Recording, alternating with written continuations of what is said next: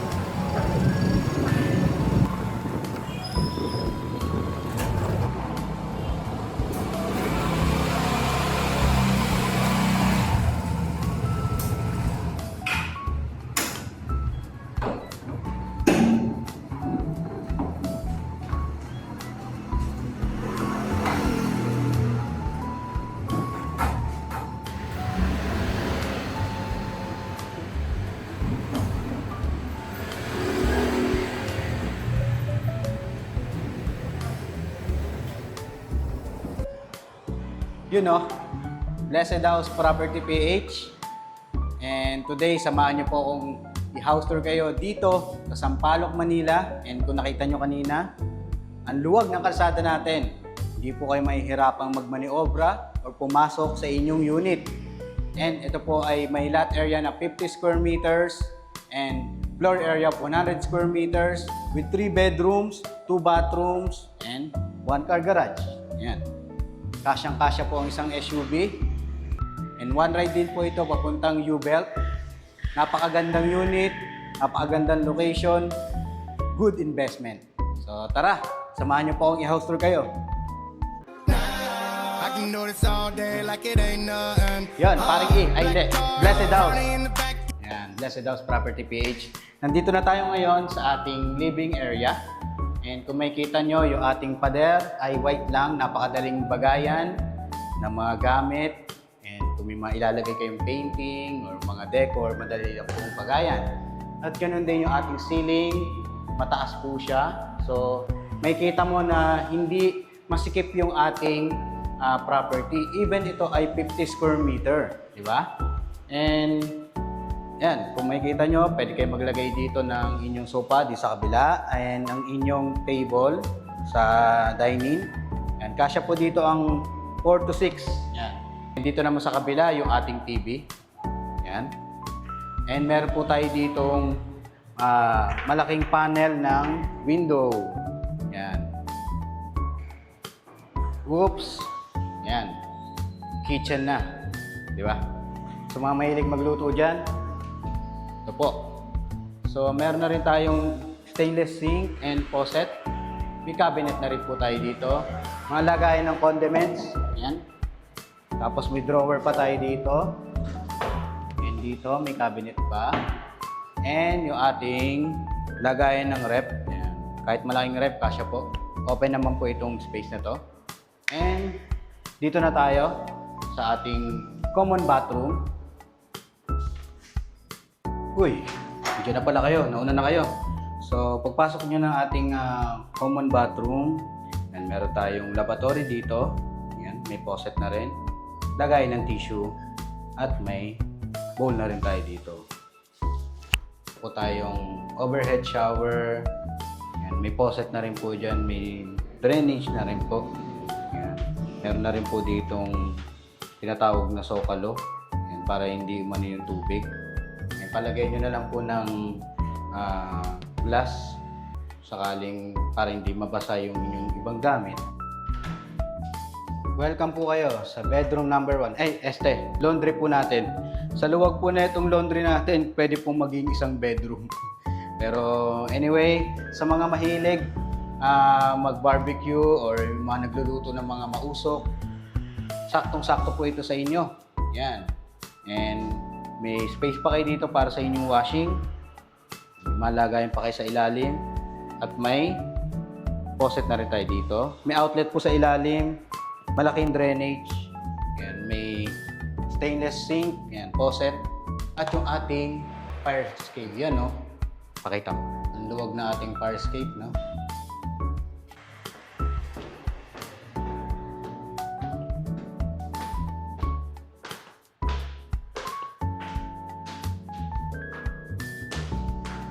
Ay, wait lang. Naiiwan ko pala yung camera. So, tara. Second floor na. Ano ba meron dito? Dito ay may 3 bedrooms. Yan. And 1 bathroom. Dito located yung ating master's bedroom. Kaya tara. Tara na. Hey. So, dito na tayo. So, unahin muna natin itong isang malaking bedroom. Hey. Bilis nyo ah. Diyan na kagad kayo. So, ayan, makikita nyo, no? Ang luwag na ating bedroom. Ayan. May mga cabinet pa rin tayo dito. Ayan, no? Ang lalim, ang luwag. Ang dami yung malalagay na damit. Tapos may mga outlet na rin dito. Ayan. Tapos dito may cabinet pa. So, ayan, no? Ilagay yung mga panlakad nyo, mga pangpuluan nyo. Yan, dito naman po yung ating bintana. Medyo matigas pa dahil bagong-bago pa. Yan, napinturahan nga. Yan.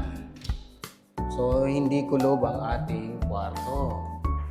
At meron pa tayong malaking space pa dito. Pwede pa kayong mag-study table. Marami pa kayong malalagay na gamit. Saksakan na rin dito. Yan.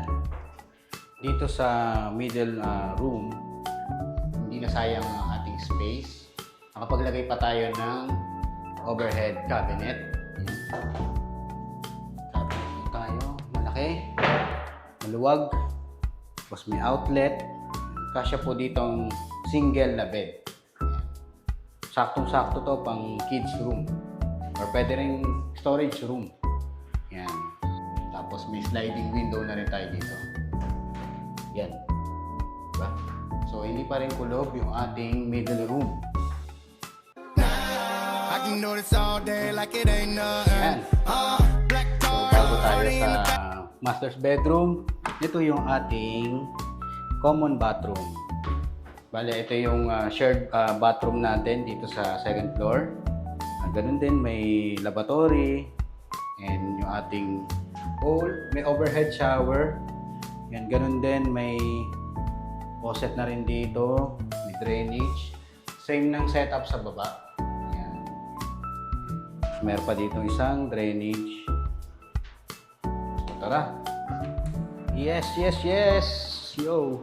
Nandito na tayo sa ating last bedroom, yung ating master's bedroom. So makikita nyo naman, ang luwag, ang laki. Yan, marami kayong mailalagay na gamit. And especially yung ating queen size na bed. Kasyang-kasya po. And makapaglagay pa kayo ng isang malaking TV dito. Yan. Tapos may built-in cabinet pa kayo dito. Yan. Built-in cabinet po kayo. Maluwag. Yan. Yan yung ating ito, ating sliding window.